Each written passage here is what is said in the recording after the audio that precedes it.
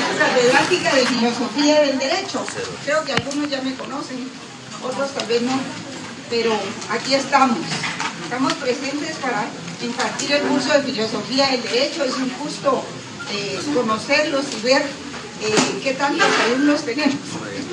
El licenciado Orlando Sandoval pues nos va a ayudar auxiliándome con varias cosas de la clase, así es de que ruego a ustedes pues darle la consideración y el respeto debidos, ¿verdad?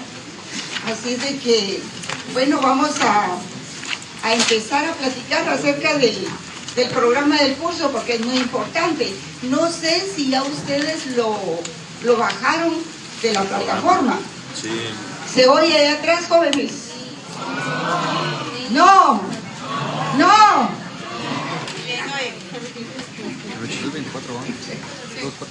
Voy a subir el volumen.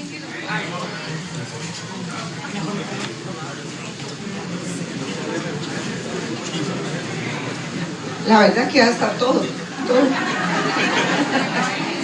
Bueno, en vista de que son tantos alumnos, pues sí, es mejor abrir las puertas y ver de qué manera podemos ventilarnos un poco, ¿verdad? Porque ese calor sofoca. Ahora hay mucha demanda de la carrera de Derecho. Bueno, no desde ahora, ¿verdad? Más o menos esto inició hace unos 5 años, en que creo que de las carreras más requeridas es Derecho, ¿verdad? Todo el mundo se apunta en Derecho. Bueno, las condiciones del país pues aconsejan eso. No puede uno dejar de trabajar tampoco. Hay que estar en eso, en la doble dinámica de estudiar y trabajar. Y por eso les pido pues que den su mejor esfuerzo para todos los cursos, ¿verdad? No solo para el mío. Vamos a ver un poco acerca del programa, que les ruego que lo bajen de la plataforma, porque es muy importante ver la forma en que nos vamos a organizar. Miren, el curso de Filosofía del Derecho, pues lo que tiene es de que el programa, pues en sí el curso no es un curso de Derecho más. En realidad el curso de Filosofía es una crítica a todo lo que ustedes han visto sobre el derecho desde el primer semestre para acá, ¿verdad? Hacemos un análisis concienzudo de lo que es y ha sido el derecho, a qué obedece, por qué no se le da importancia a valores tan esenciales de la sociedad guatemalteca como lo son la justicia, ¿verdad? Vemos ahora un ministerio público empoderado y que pues responden de esa manera, ¿verdad? Como una chica malcriada que no quiere quitarse de su pilar de fuerza, y que la verdad es que eso daña a todos los guatemaltecos. No podemos decir que a uno, o que solo al Ministerio Público, o que solo a esto o al otro. En realidad, lo que hacen las instituciones nos afecta a todos. Así es de que yo espero de ustedes, pues también, con los años que ya han estudiado, obtener un pensamiento crítico, jóvenes, una participación crítica. No es solo de que vengamos a ocupar aquí un lugar en la Facultad de Derecho.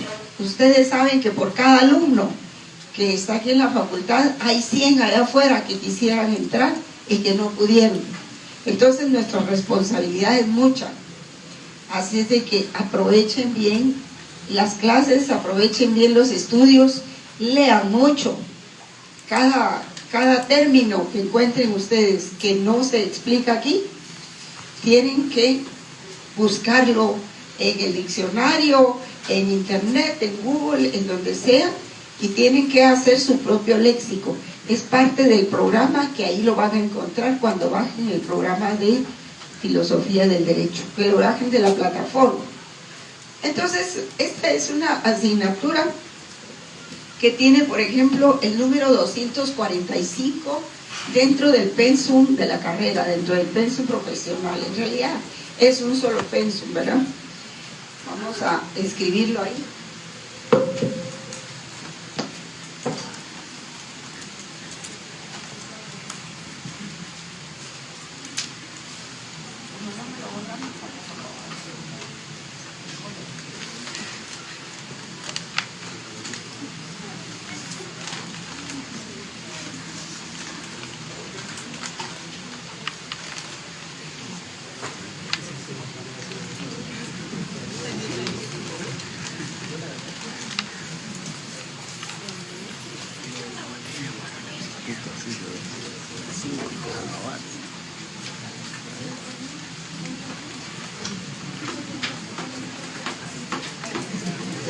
Las clases van a ser el día miércoles y el día viernes, presencial.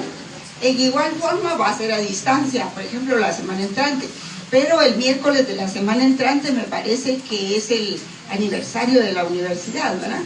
Sí. O sea que ahí viene ya el primer feriado, ya nos atrasamos.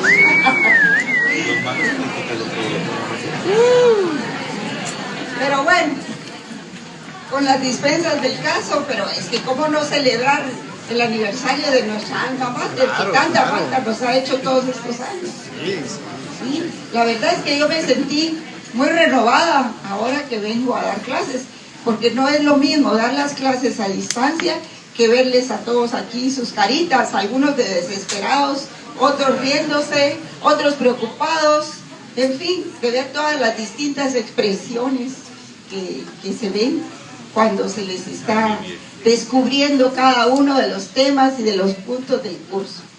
Así es de que, bueno, vamos a presentar el programa, que es el primer punto a impartir. Yo les ruego que para el próximo viernes todos ya tengan su programa impreso. Vamos a ver si entre hoy y el viernes nos da tiempo de desarrollarlo. Entonces, esta asignatura, como pueden ver ustedes en el catálogo del pensum de Derecho, pues número 245. Y pues pretende en su contenido y desarrollo temático proporcionar al estudiante los fundamentos del derecho como fenómeno social. También las diferentes concepciones proporcionales a los alumnos, las diferentes concepciones teórico-filosóficas que a lo largo de la historia se han formulado para tratar de explicar racionalmente al derecho como fenómeno.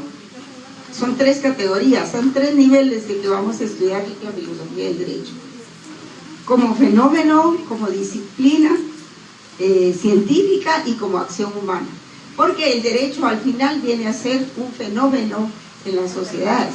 Pero para poder hablar filosóficamente del derecho, tenemos primero que abordar lo que se conoce como la teoría del conocimiento. Yo no sé si ustedes en su curso de lógica jurídica, pues vieron algunas categorías, algunas leyes y categorías que les van a servir para este curso. O sea, en lógica jurídica lo vieron teóricamente, pero aquí lo vamos a aplicar. Y por ejemplo, cuando nosotros decimos cómo ubicamos, cómo clasificamos a la filosofía del derecho dentro de todo el esquema general de estudios, no hablo solo de la Facultad de Derecho, sino en general. Por ejemplo, cuando ustedes vieron filosofía, creo que es en el segundo semestre, ¿verdad? Bueno, pues esa filosofía es filosofía teórica o teorética, como le dicen. Pero filosofía del derecho es parte de la filosofía práctica, o sea, de la filosofía aplicada, ¿verdad? ¿Por qué? Porque ya está aplicada al derecho. Si nosotros estuviéramos viendo medicina, pues sería filosofía de la medicina, o sería filosofía de la ingeniería, porque filosofía hay en todo, porque la filosofía es la que verdaderamente le da respuestas a todos los fenómenos, a todas las ciencias. La filosofía quiere decir la razón de ser de algo. ¿Por qué están ustedes aquí todos apretados y tanto alumnos? ¿Cuál es la razón de ser de ese fenómeno? Porque quieren un cambio en su vida, ¿verdad? Quieren una oportunidad en su vida para superarse, para saltar del estatus en que se está y poder dar un salto cualitativo. Y ahí estamos hablando de filosofía, ¿verdad? No es bueno, no todos lo toman así, algunos quieren solo un título, y si es sin estudiar, mejor, ¿verdad? Y si se examinan en grupo, mejor, ¿verdad? Por eso creo que ahora los exámenes van a ser presenciales, no van a ser a distancia. porque se oía, se escuchaba que se examinaban en grupos. Así es de que, no ustedes, pues, otras generaciones. A ver, ¿quién? Otras generaciones, acuérdense que tenemos 4 años de estar así a distancia, ¿verdad? Entonces, creo que los exámenes van a ser presenciales, pero no estoy segura, no se nos ha indicado nada. En todo caso, vamos a ver un poco de qué se trata el curso. Pero en todo caso, el término filosofía, cuando ustedes hablen de filosofía y le digan, ¿qué es filosofía? Algunos van a contestar, es el amor a la sabiduría. No, pero esa definición ya se queda un poco corta. Filosofía ahora significa la razón, es buscar o identificar cuál es la razón de ser de las cosas y de los fenómenos. Porque de acuerdo a la teoría del conocimiento, existen cosas y existen fenómenos. Y en todo caso, pues me da mucho gusto que estén todos aquí tan entusiasmados. Creo que va a ser un alivio para todos poder tomar las clases a distancia la siguiente semana, ¿verdad? Yo voy a... estén listos porque en el tablón les voy a trasladar algunos materiales.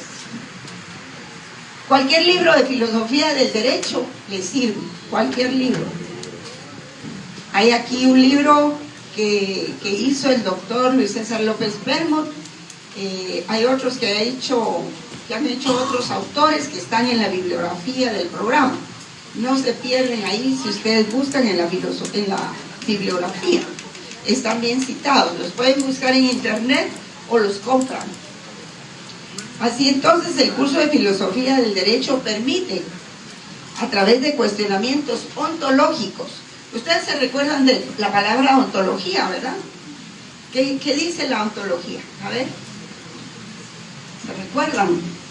Ontología, ¿qué es? La ciencia de... La ciencia, ¿qué es teoría del conocimiento? O nociología, o sea, es como una G al principio, se dice nociología.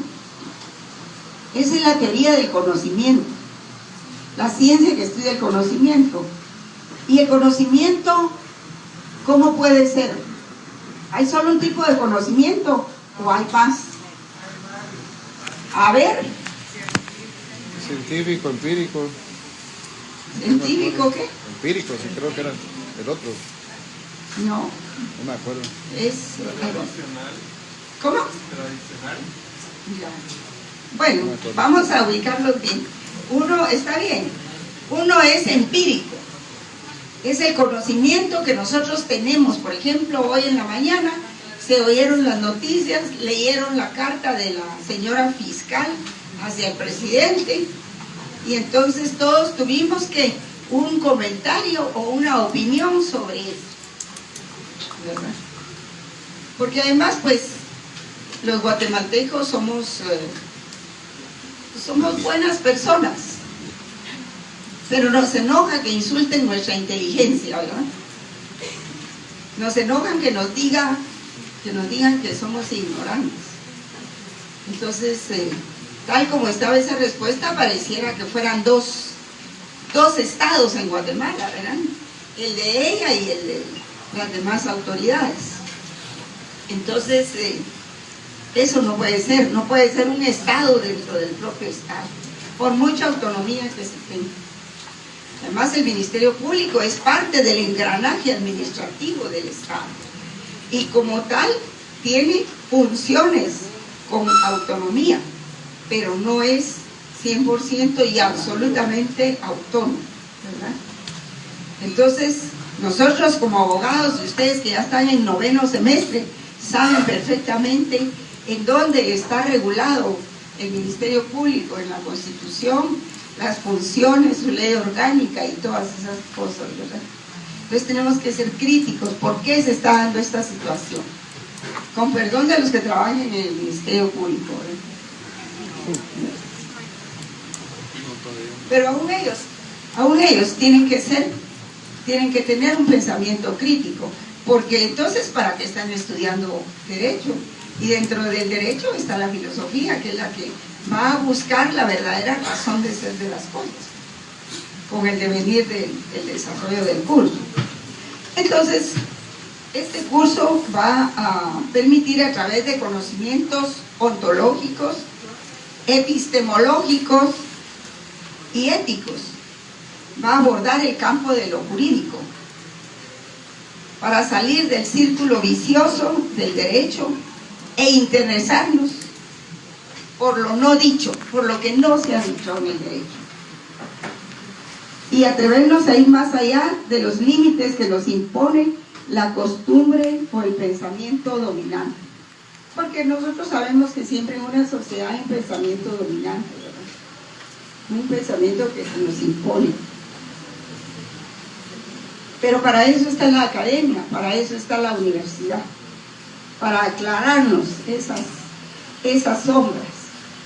Entonces, por eso es que en la justificación del curso de Filosofía del Derecho dice que entre los problemas fundamentales que se evidencian actualmente en el ejercicio de la abogacía en Guatemala es que no existe una práctica crítica. Todos vamos como borregos, ahí lo que nos dicen, ¿verdad? Es propio del guatemalteco, no de todos, ¿verdad? Todo se da por sentado y se repite textualmente, ¿verdad? Es que la ley de tal cosa dice esto, y bueno, así, sin ninguna crítica, sin saber de dónde viene, qué sistema político gobernaba en ese momento. Por ejemplo, cuando se creó la ley de amparo, si uno quiere ir a ver cómo se creó la ley de amparo y qué se decía y todo eso, había que ir a las memorias del Congreso y ver el diario de sesiones de cuando se creó la ley de amparo. Y vieran que es muy interesante, yo ya lo hice. Es muy, muy interesante saber todo eso. Y lo que dicen todos los legisladores, ¿verdad? Son verdaderas cátedras, especialmente de la gente preparada. Y entonces a los futuros profesionales solo se les enseña a ser aplicadores del derecho, sin cuestionar los orígenes, fundamentos y efectos de la ley, sin buscar los orígenes y los efectos de su aplicación en la práctica. La filosofía del derecho se ocupa de buscar la razón de ser, fíjense bien, la razón de ser, no solo los problemas teóricos, sino de cuestionar los aspectos oscuros del derecho en la práctica social. Al entrar en contacto con la realidad social en uno de los aspectos más inquietantes, más oscuros, como lo es el de la regulación del comportamiento humano. ¿A qué les suena esto a ustedes? Que es la parte oscura del derecho que se refiere al comportamiento humano mediante la coacción, a través de la coacción. Porque en el derecho, lo más importante en el derecho, no lo dice la ley precisamente, lo dice la filosofía. Por ejemplo, podemos hacernos algunas preguntas que ahí se dejaron en el programa porque nos pareció que era muy ilustrativo para los alumnos. Por ejemplo, ¿qué es la persona? ¿Qué es el derecho? Pero no la persona como lo dice el Código Civil, sino realmente qué es la persona, conforme las teorías filosóficas existentes. ¿Qué es el derecho? ¿Qué es la filosofía? ¿Qué es la dignidad? ¿Qué es la libertad? Y cuando uno se hace la pregunta, ¿qué es la dignidad, por ejemplo? ¿En qué pensamos, jóvenes? Pensamos en los derechos humanos, ¿verdad? Y ese tipo de preguntas son las que han dado lugar a que se crean algunas disciplinas y algunas corrientes teóricas que han servido a los seres humanos. ¿Qué haríamos si no se hubiera dado la tesis de los derechos humanos? Por ejemplo, no estarían ustedes aquí sentaditos, ni yo estaría aquí dando la clase, probablemente nos estaríamos defendiendo a saber de qué huestes criminales y todo eso. Pero se crearon los derechos humanos para la defensa de las personas, para todos, por parejo, ¿verdad? Por ejemplo, ¿qué es la libertad? Hay que cuestionarse qué es la libertad. Y cuando hay problemas y hay venganzas, lo primero que se conculca es la libertad. Y la libertad es un valor. ¿Qué es el hecho también? ¿Qué son los hechos? Por ejemplo, un accidente que haya ocurrido por ahí, un hecho de tránsito que le dicen, u otros hechos, ¿verdad? Homicidios, ataques y todas cosas así. O por ejemplo, cuestiones civiles, cuestiones de familia. ¿Qué es el hecho? ¿Qué es la verdad? Entonces nosotros cuando hablamos de filosofía vamos a hacer una revisión crítica de las ramas, de las diferentes ramas del derecho. Claro que es una crítica así en la parte esencial. ¿Y qué es lo esencial en una rama del derecho? Lo general, la parte general, ¿verdad? No podemos entrar en minucias en cada artículo. Y pues estas son preguntas filosóficas importantes que solo la filosofía del derecho nos puede brindar, porque de ahí se derivan muchas cosas. La justicia, ¿qué es la justicia, por ejemplo, como valor axiológico? ¿Qué es la dignidad, como les decía, con los derechos humanos? ¿Qué es la libertad? Sobre todo la libertad. Ustedes tienen la libertad de vivir, de estudiar, relativamente en lo que concierne, ¿verdad? Que se pueda uno movilizar, escoger una carrera que pueda ejercer más adelante sin mayores problemas o tropiezos, sin limitaciones.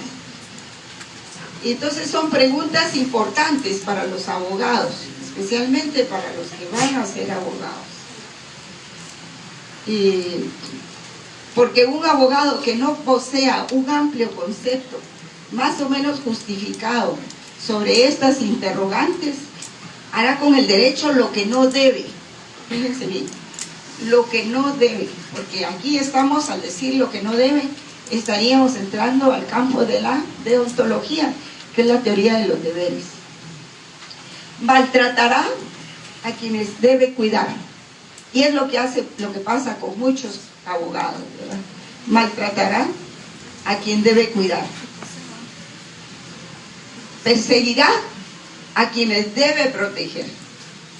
Sí, aquí en Guatemala es el país de lo absurdo, ¿verdad? Se ve como la justicia o la jurisdicción ordinaria, en lugar de perseguir a quien debe perseguir, persigue a otros. En lugar de atacar la corrupción, la defiende, la protege. Ignorará también a quienes debe dar mayor atención. Ignorará esos grupos. Y servirá a quienes debe controlar. O sea, servirá a quienes debe controlar, en donde realmente están los problemas de una sociedad. Y entonces el problema es que la misma organización se vuelve un problema para el país. Y para todos los países, no sucede solo aquí. Está esa famosa corriente que se llama lawfare, que significa que se utiliza la justicia para procesar gente inocente, pues, para procesar enemigos, y no tiene nada que ver eso con la justicia. Bien, entonces la metodología a utilizar en este curso pues se va a basar en una exposición oral dinamizada, ¿verdad? Clase magistral, como se le conoce, ya sea presencial o a distancia. Y pues habrán dinámicas en clase, todo depende de ustedes, si quieren ser alumnos críticos o quieren ser alumnos participativos, no solo criticar al docente, sino también aportar, ¿verdad? Porque eso es necesario. Y es necesario, pues, también mantener relaciones de respeto entre alumnos y docentes, ¿verdad? Porque nos debemos a nuestro país, nos debemos a nuestra universidad, y yo ya les dije que ustedes están ocupando un lugar que 100 alumnos podría ser que no se pudieron inscribir, pero ustedes sí lo lograron y han ganado los cursos y están en 9º semestre. Entonces, en todo hay que observar la dignidad humana. También el objetivo general del curso es que el alumno pueda analizar los problemas fundamentales del derecho mediante el conocimiento de las diversas corrientes de pensamiento filosófico, para tener una formación cultural y crítica del derecho. Un alumno, por ejemplo, un abogado que no conoce lo que es la epistemología, está mal, le falta cultura. Que no sabe lo que es la ontología, también pasó de noche por esas clases. Entonces, como objetivos específicos, entonces lo que pasa es de que estos cursos les dan cultura a ustedes, les dan cultura, y van a poder enriquecer su vocabulario con nuevos términos, nuevas terminología al final del curso, que esperemos que sean receptivos y que puedan realmente, pues, aprovechar el curso, aprovecharlo. Tenemos una organización de algunos temas, ¿verdad? Porque lo que se percibe es de que se persigue que el alumno se ejercite en la investigación de los temas filosófico-jurídicos. Fíjense ustedes, solo ahí ya marca una terminología. En temas filosófico-jurídicos aplicados a la realidad concreta del derecho en Guatemala. Porque nos interesa conocer el derecho de Guatemala, criticarlo, cuestionarlo, ver a qué corrientes obedece y por qué las cosas se han dado como están. Entonces vamos a organizar el curso en 6 unidades. Las 6 unidades son, por ejemplo, la primera, vamos a hablar de la filosofía del derecho y su relación con la ciencia jurídica. Por supuesto que para eso hay que pasar primero por algunas corrientes filosóficas que alimentan el curso.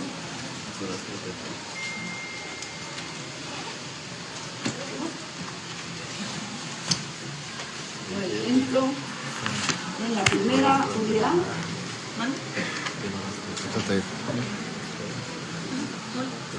ustedes pueden ver su programa ahí en el internet, ahí el compañero lo está viendo en su teléfono, ¿verdad?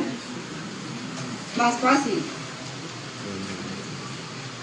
Por ejemplo, en la primera unidad sería ver la filosofía del derecho y su relación con la ciencia jurídica, pero para esto necesitamos también ver la definición de lo que es la filosofía, la ubicación de la filosofía del derecho como rama de la filosofía, porque de acuerdo a esa clasificación, la filosofía que ustedes recibieron en el 2º semestre es filosofía general, pero la filosofía del derecho que vamos a ver ahora es filosofía del derecho, y esto corresponde a la parte práctica de la filosofía, ¿verdad?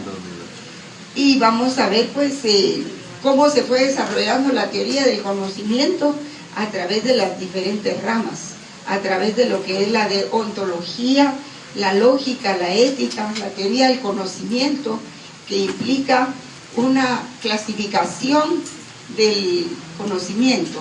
Conocimiento puede clasificarse en dos conocimientos importantes. Uno es el empírico, es el conocimiento que nosotros adquirimos por medio de las redes sociales, de los periódicos escritos y los no escritos, nuestra opinión, o sea, es el conocimiento empírico, el que recibimos, el que podemos practicar, del cual podemos opinar, por un lado, y por otro lado está el conocimiento científico. Y para llegar al conocimiento científico sí necesitamos, el conocimiento científico es epistemología. ¿Qué son verdades científicas? Epistemes son verdades científicas. Y lo que nos interesa en el curso de filosofía, está bien el conocimiento empírico, porque no lo podemos desechar, también es importante, pero perseguimos más que todo las verdades científicas. Llegar al conocimiento y a la verdad en la medida de nuestras posibilidades. También está la axiología, que es la teoría de que estudia los valores, la semiología, que es la teoría que estudia los signos, los símbolos. Por ejemplo, el lenguaje jurídico tiene mucho que ver con la ciencia de la semiología. La axiología, la teleología, o sea, buscar las metas o los fines que están más allá de lo aparente. También la antropología nos sirve, la antropología filosófica y otras ciencias también de las cuales se vale la filosofía del derecho. Luego, cuando ya tengamos estructurada esa unidad de la teoría del conocimiento, eso lo vamos a ver la semana entrante, jóvenes. Lo vamos a ver en internet porque eso me permite trasladarles filminas. En cambio aquí no lo puedo hacer porque todavía no está listo el equipo, ¿verdad? Además somos muchos y está difícil. Luego vamos a ver, una vez que tengamos ya perfilado y redondeado lo que es la teoría del conocimiento, entonces vamos a poder entrar en el tema del análisis de los elementos de una definición del derecho. ¿Cuántas definiciones de derecho han visto? Una. Varias, ¿verdad? Dependiendo de los autores, ¿sabes? ¿Cuántos autores han visto en sus 8 semestres que ya llevan estudiados? Entonces cada quien lleva, no varían mucho las definiciones, realmente no se pueden apartar, ¿verdad? Pero lo normal es que, por ejemplo, en Introducción al Derecho se les haya indicado que el derecho es un conjunto de normas impero-atributivas, ¿verdad? Y coercitivas. Pero ¿qué hace que las normas del derecho se cumplan? ¿Por qué un condenado a determinados años de cárcel por delito que sea puede o debe cumplir su condena? ¿Qué es lo que hace que no se escape, sino que se quede donde el juez lo condenó? Es el poder, jóvenes, es el poder. Pero el poder del derecho probablemente es más importante el poder del Estado, y eso se llama el poder público. El poder público es el que realmente hace que se cumplan las normas del derecho.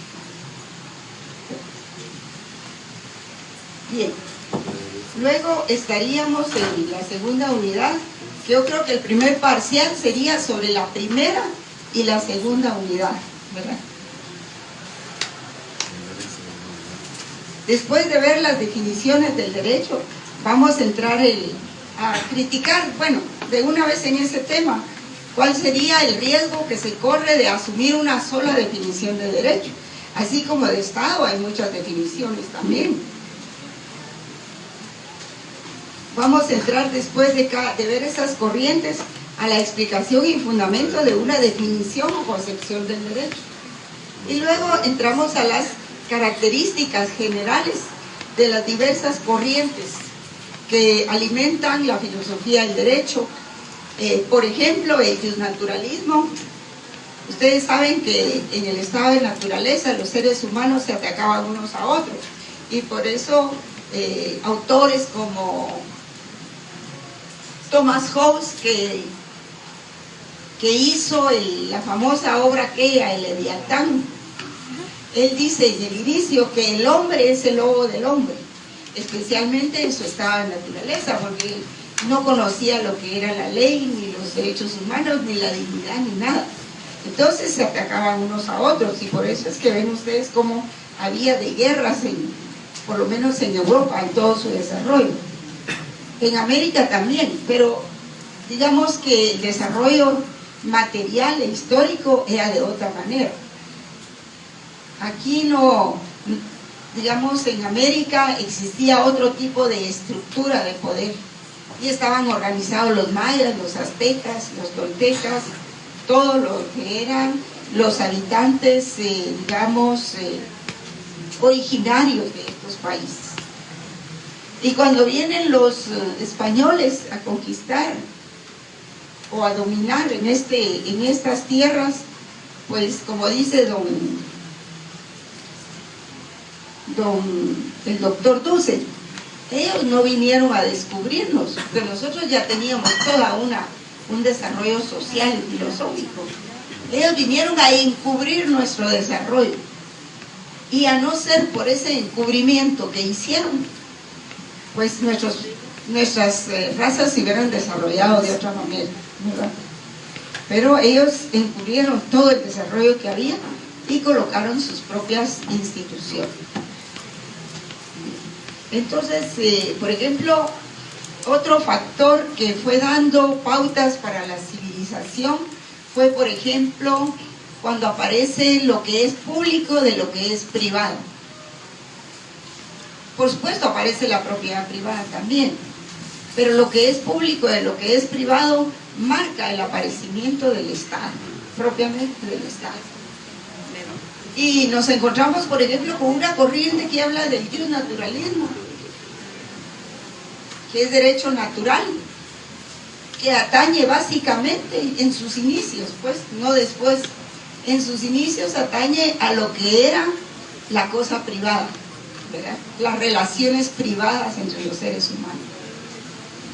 Y el naturalismo conlleva también uno de los valores fundamentales, que es la justicia. La justicia. Y entonces se da lo que es la justicia conmutativa y la justicia distributiva, que son diferentes. Pero eso también viene a aparecer junto al Estado y a la división entre lo público y lo privado. Normalmente el naturalismo corresponde a las instituciones de derecho privado, y el positivismo pues es el derecho escrito. ¿Qué quiere decir positivismo? El derecho impuesto y el derecho que se escribe en la ley. Eso quiere decir positivismo, derecho positivo. Y el positivismo jurídico, que ya viene ordenado, y sobre todo con don Hans Kelsen, que nos donó algo muy importante, un instrumento muy importante de estudio del derecho, que es la pirámide de las normas jurídicas. Y en ese sentido, pues nosotros tenemos que lo más importante, lo primordial, y cuando se dio la otra corriente del contrato social, que con el aparecimiento de lo público y lo privado se determinó que era necesario crear un ente como el Estado, y que todos sometiéramos nuestros derechos civiles al Estado a cambio de seguridad no jurídica, sino seguridad social, pues certeza del derecho. Entonces en eso surgió lo que es el Estado. Y entonces surge lo que es el positivismo jurídico, con todos los ordenamientos jurídicos que conocemos, ¿verdad?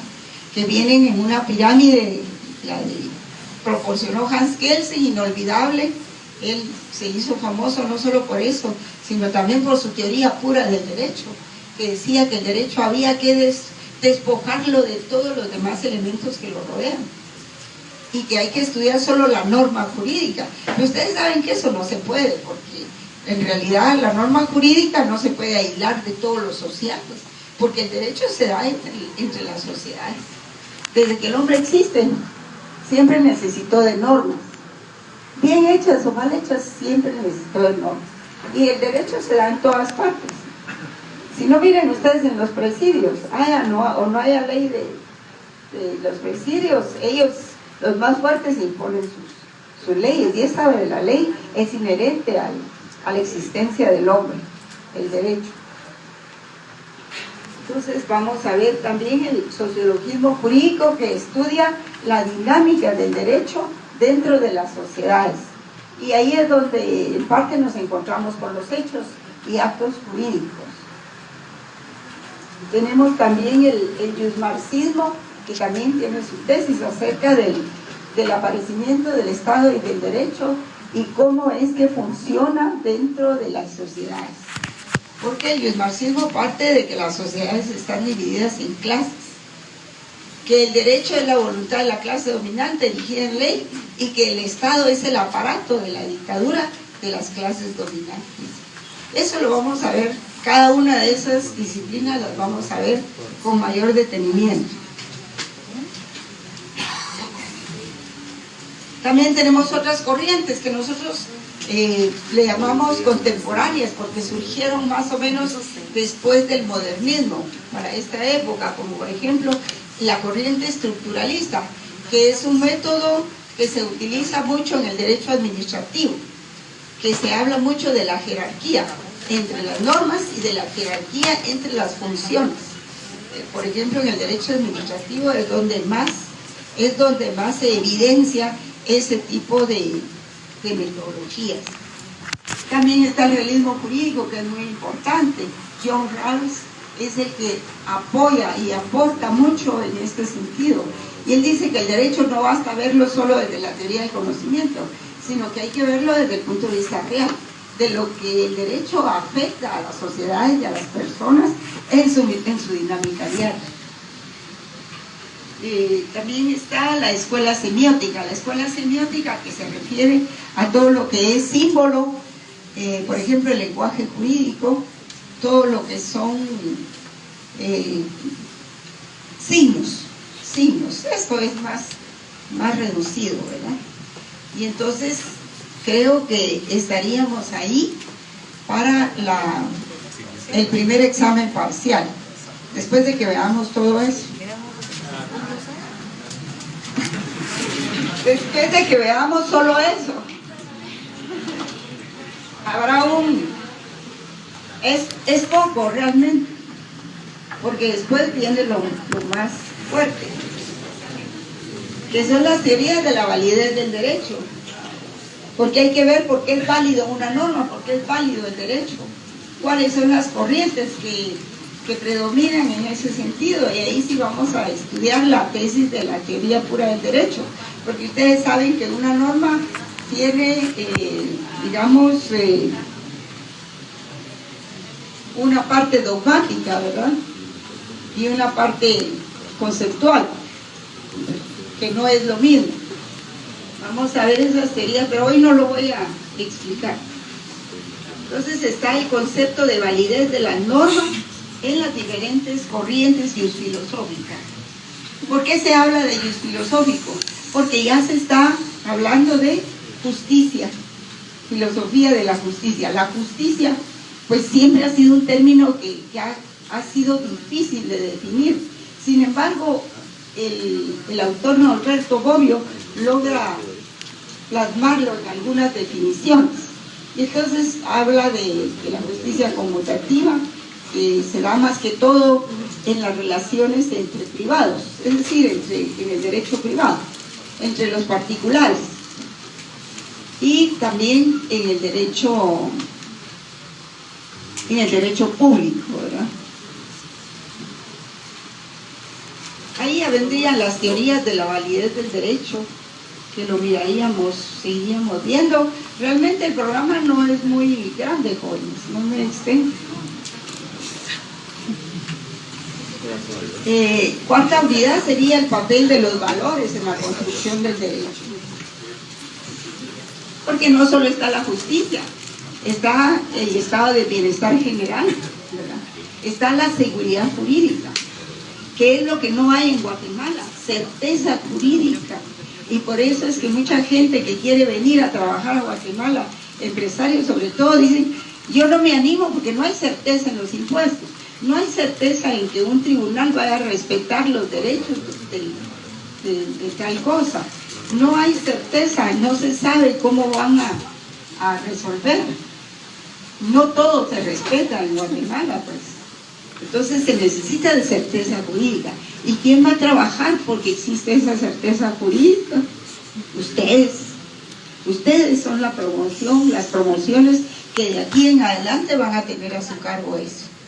Los de las promociones anteriores, pues ya estamos, no estamos out, pero todavía podemos proporcionar algo, pero ustedes, unas generaciones de abogados bien formados, son muy importantes.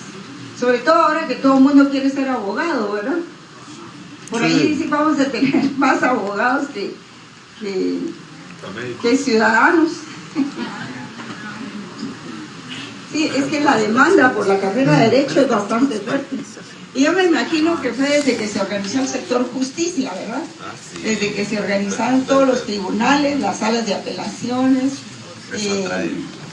el Ministerio Público, el INASIF, el Instituto de la Defensa Pública, ¿verdad? En fin, todas esas instituciones a donde van a dar pues los recursos por los abogados. Algunos otros pues ponen su oficina, ¿verdad? Y entonces está en la cuarta unidad el papel de los valores en la construcción del derecho, ¿verdad? Y eso tiene mucho que ver con el Estado de Derecho, el derecho y el poder. Y tenemos que ver el Estado de Derecho, que tiene mucho que ver con la legitimidad y legalidad del derecho, con la moral. ¿Ustedes creen que hay relación entre la moral y la legitimidad del derecho? No. Fíjense bien lo que les estoy preguntando. Moral y legitimidad. No estoy diciendo moral y legalidad. Son dos cosas diferentes, ¿no? No necesariamente. Porque la moral es un estándar de alguna localidad. Puede ser cultura, etnia, y la legitimidad aún también es según quién. Lo legítimo para mí no es lo legítimo para él. Ajá, sí. Pero sí se acerca, digamos, a la moral social, ¿verdad? A lo que piensa una sociedad. Lo que pasa es que aquí en Guatemala es el país del absurdo, ¿verdad? Entonces hasta pena da a veces dar clases sobre este tipo de temas, porque ustedes ven en la realidad que las cosas caminan como por otro rumbo, ¿verdad? Como que no encaja lo que dice el profesor con lo que se ve en la realidad, ¿verdad? Ya como fenómeno. Pero entonces ahí es donde se divorcia la teoría con la práctica, pero con la mala práctica, no porque la práctica deba ser así, ¿verdad? Gracias. Entonces también tiene que ver con la justicia como teoría y su relación también con la ética y con la moral. Ustedes saben que la moral, como decía el compañero, es un conjunto de valores morales que sustenta una sociedad. Por ejemplo, la moral de los guatemaltecos. La moral de los guatemaltecos nos dice que hay que hacer A, B o C, ¿verdad? No la vamos a definir ahorita porque no es la clase. Igual, la moral en México, que será otra, probablemente, o tal vez se parece mucho a la nuestra. Y la ética, ¿cómo se da? La moral es generalmente de grupo, pero la ética, ¿cómo se da? Por ejemplo, si yo le debo 100 quetzales a alguna persona ahí, y digo, como no me lo ha cobrado, no lo voy a pagar, hasta que me acuerdo. ¿Eso es ético o es moral? Como no he venido, me quedo en el escritorio. Es ético. Es ético, ¿sí? Pero la ética la define un sector. Me refiero al caso de abogado. La ética del abogado es... La ética del abogado, sí. Solo por darle un ejemplo. Esa es sectorial y me acaba de decir, porque la misma ética en el contexto del colegio de abogados no es la misma que la del colegio de ingenieros de Guatemala. Y no es la misma entre Ricardo, por darle una idea, a pesar de que le hagan jurar defender la ingeniería universitaria, son los primeros que la pisotean. Entonces, esa parte de ética es ambigua. Sí, por eso le digo que a veces cuesta mucho dar ese tipo de disciplinas aquí con ustedes, porque uno les dice la ética es tal cosa, la moral es tal cosa, y ustedes están viendo otras cosas en la realidad, pues, ¿verdad? Entonces es chocante, pero también es por la descomposición social, ¿verdad? Bien, entonces lo que quiero decirles es que la ética es interna en cada individuo, ¿verdad? Los reproches se los hará el individuo dependiendo de sus valores, de los valores que sustenta, de su formación, ¿verdad? Entonces el asunto es aquí que la diferencia así en general, ¿verdad?, de la moral con la ética es que la ética es un comportamiento más hacia adentro, más subjetivo, y la moral es más objetiva porque se refiere al comportamiento de todo un grupo. Por ejemplo, la moral que existía en el estado feudal de cosas, por ejemplo, cuando existían los reyes, los condes y cada quien en aquella época de la Edad Media, no era la misma o no es la misma que se sustenta ya en el capitalismo. Por ejemplo, en el feudalismo no se pagaba dinero a cambio de trabajo, sino solamente ellos tenían derecho a tener una pequeña parcela donde cultivar sus alimentos, pero tenían que cultivar para el rey, o para el duque, o para el conde, quien se fuera. Pero ahí no existía ninguna moneda de cambio. Fue un poco digamos, un nuevo movimiento que se llamaban los burgueses, es que no quería decir ese término, pero bueno, que ellos le fueron dando cambios a la forma de producción de aquel entonces. Y lo que sucedió fue que empezaron a inventar una moneda de uso legal y el intercambio, el pago del trabajo, porque en un principio les pagaban con sal y por eso el sueldo se llama salario, porque les pagaban con sal a los trabajadores. Pero después fue cambiando y en la medida que, porque siempre la tecnología va adelante del derecho. Miren ustedes, por ejemplo, ahorita con la inteligencia artificial, hay normas en Guatemala que estudien o que limiten la inteligencia artificial. ¿Conocen ustedes algún código, alguna disposición? ¿Verdad que no? No existe. Entonces siempre va más rápido la tecnología, el desarrollo de la tecnología con relación a las normas que lo deben regular. Entonces eso siempre ha sido así. Y así era en el feudalismo. Después se pasa al capitalismo y entonces el capitalismo se caracteriza porque hay un salario como retribución para el uso de la fuerza de trabajo. Y el siervo de la gleba no tenía nada que ofrecer. Pues, ¿qué podía ofrecer? Su fuerza de trabajo. Podía, digamos, conocimientos académicos, ni pensarlo, ¿verdad? Entonces, ¿qué tenía que vender? Su fuerza, su fuerza de trabajo. Y ahí viene la palabra salario, ¿verdad? Que duró poco, hasta después. Vamos a comer.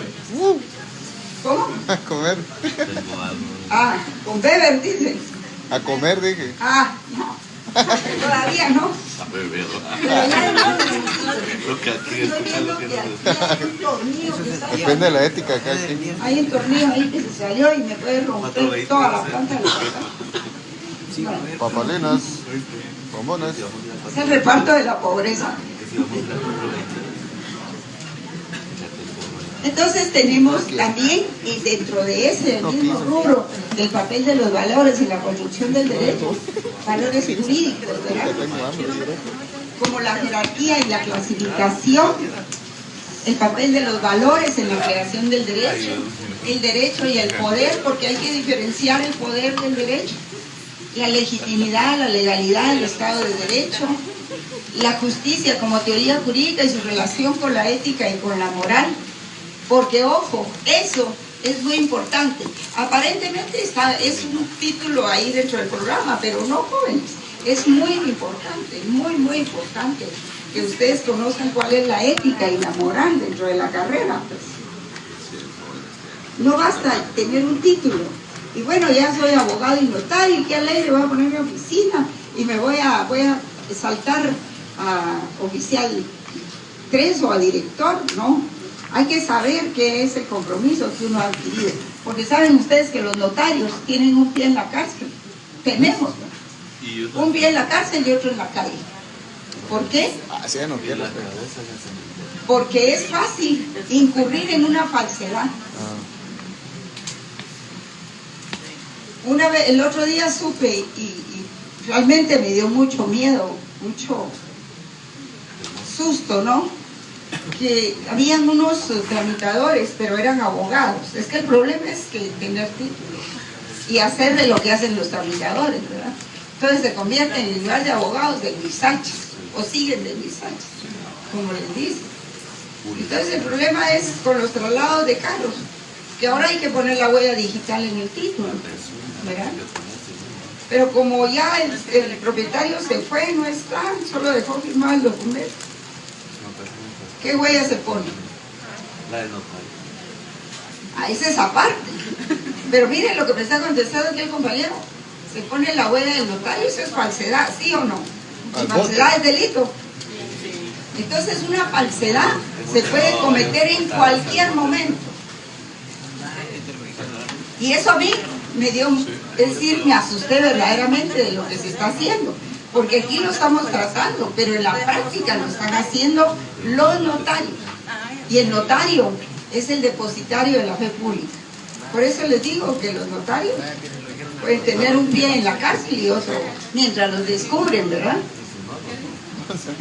¿Saben ustedes que? Ajá. Ah, sí, imagínense. Bueno, ahí tal vez solo que se den cuenta, ¿verdad? Pero realmente está siempre pendiente una espada de Damocles sobre la cabeza, ¿verdad? Ustedes están muy felices con ser notarios, pero ser notario es mucha responsabilidad, pues. Muchísima responsabilidad. Y el problema es de que la fe pública esté repartida en muchas manos, pues, porque eso es lo que pasa. Entonces llega una persona y confía en que el notario sabe lo que está haciendo y está dando fe pública de lo que está haciendo y está avisando a las autoridades de eso. Si gustan, párense un ratito, porque hay mucho calor. Una pausa activa.